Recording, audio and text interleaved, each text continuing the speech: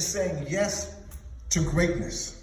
Now again, I know at times we play small, right? Because when you are dreaming too big, being too out loud, wanting too much, being too amazing, it makes people around you uncomfortable, right? Because you're going for your dreams, you're going for that which is important to you, it makes others realize what they are not doing. Mm-hmm. Mediocrity always attacks excellence, right? The mediocre always attacks that which is excellent. So as a result, we tend to play smaller, because also it's harder, it's more difficult, guys, to go for those dreams, because you may risk, of course, failing at the same time. However, when you do decide to go big, to use the vernacular, and not to play small, to say yes to your greatness, you begin to get a feeling of the same type of chemical release that we find in science, right?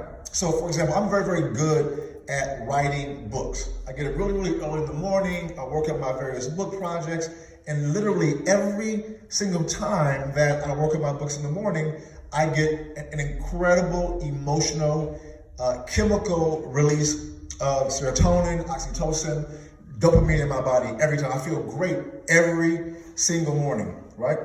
That's a part of my everyday lifestyle. I can replicate the production of joy in my life every day. But everyone is good at something. So let's toss some things out that you're good at. Keep things pretty PG-13, please. I'm just saying. Don't get crazy up in here. So what are you good at up here? Let's toss some things out. What are you good at?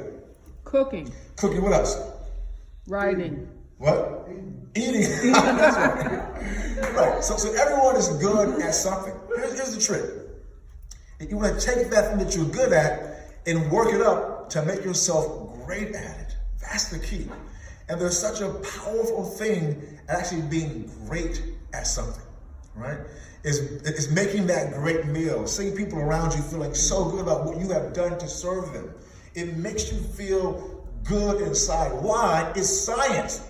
It's dopamine. It's serotonin. It's oxytocin in your bloodstream rolling through. I know some musicians here, when you play a great song and you hit that high note and people are like, damn, right? You feel great inside. Listen, you can replicate that behavior every day by practicing cooking, practicing your play on your guitar, your horn. That can be a part of your everyday lifestyle. The point is that it creates a release of joy, right? Mm-hmm. And next to that, you have to have a foundation in them.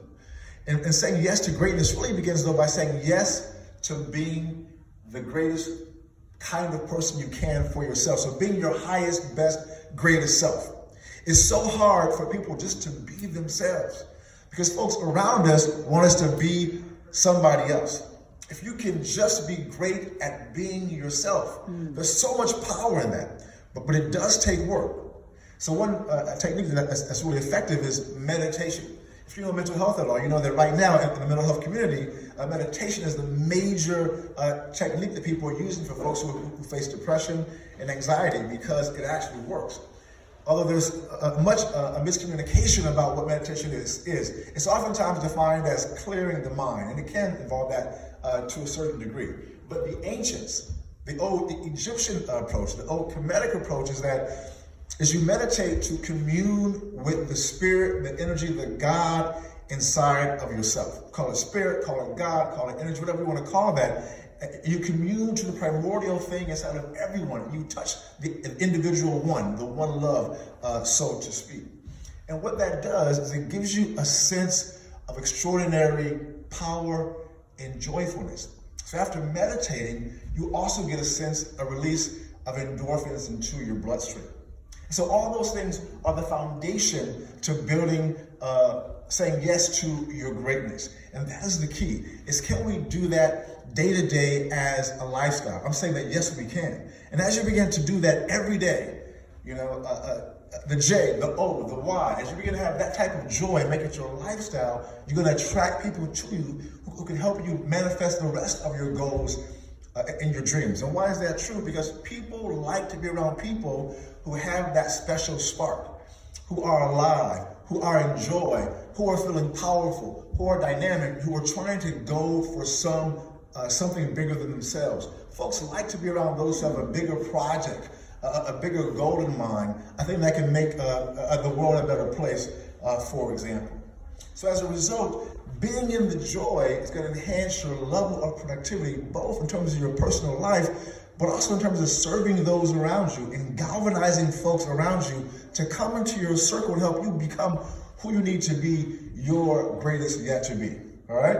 So be about the joy, be about the yes, be about the openness, and be about the gratitude, and BAM!